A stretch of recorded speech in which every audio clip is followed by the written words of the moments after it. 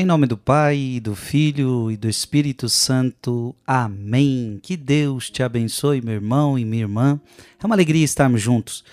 Vamos hoje meditar Marcos capítulo 8, versículo de 27 a 35. Naquele tempo, Jesus partiu com seus discípulos para os povoados de Cesareia de Filipe. No caminho perguntou aos discípulos: quem dizem os homens que eu sou?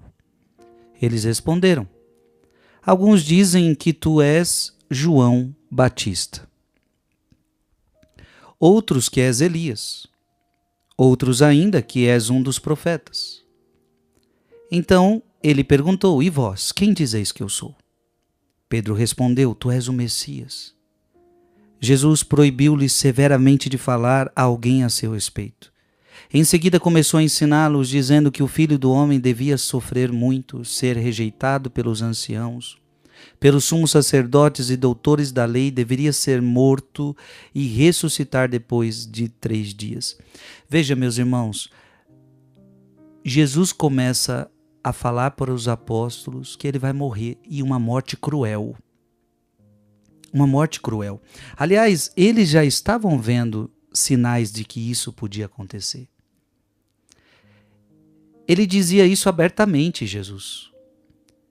Então, Pedro tomou Jesus à parte. Então imagina, Pedro tomou Jesus à parte e começou a repreendê-lo.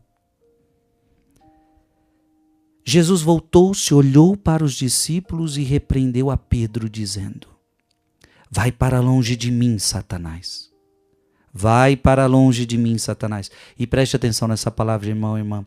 Tu não pensas como Deus, e sim como os homens. Então chamou a multidão com os seus discípulos e disse: se alguém me quer seguir, renuncie-se a si mesmo, tome sua cruz e siga-me. Pois quem quiser salvar a sua vida vai perdê-la, mas quem perder sua vida por causa de mim, do evangelho, vai salvá-la. Palavra da salvação. Veja, Pedro queria se livrar da cruz. Pedro queria livrar Jesus da cruz. E Jesus olha para os discípulos e diz para eles: se vocês quiserem me seguir, vocês têm que ter cruz. Não tem como me seguir sem cruz.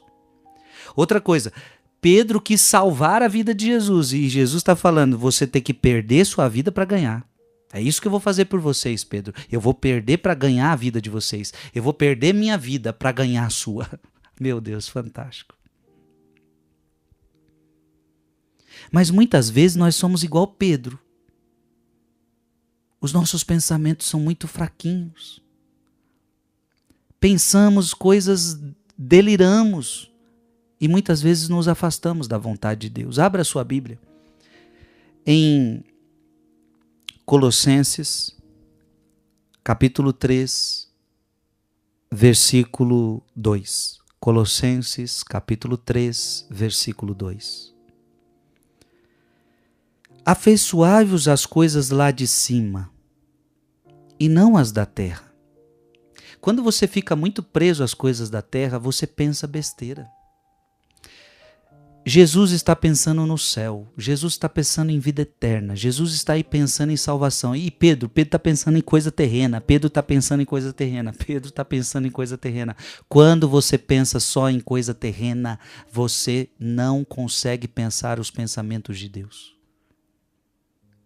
Para você pensar os pensamentos de Deus, você precisa se afeiçoar às coisas do alto, porque os pensamentos de Deus sempre têm a ver com vida eterna, meu irmão e minha irmã. Sempre. E quando você é muito mundano, quando você é muito terreno, seus pensamentos ficam mundanos e ficam terrenos. Abra sua Bíblia em Isaías, capítulo 55, versículo de 8 a 9. Isaías 55, de 8 a 9. Pois os meus pensamentos não são os vossos, e vosso modo de agir não é o meu, diz o Senhor.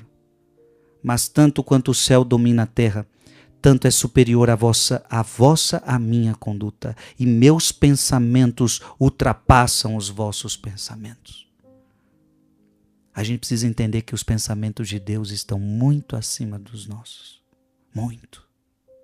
E você não pode ensinar a Deus, não. Veja que Pedro quis repreender Jesus. Não, Pedro, fica na sua. Você é discípulo. Não sou eu e não é você que tem que dar ordem para Deus. É Deus que manda o que a gente faz na nossa vida. É Ele quem sabe. Abra a sua Bíblia em Romanos, capítulo 12, versículo 2.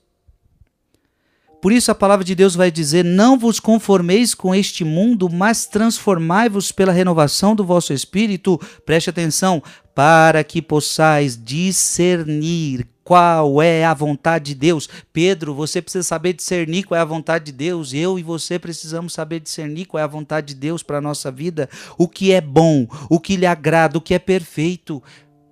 Nós precisamos saber discernir, mas para isso a gente precisa romper com o sistema do mundo, com os pensamentos do mundo. Renovar a vossa maneira de pensar, de agir.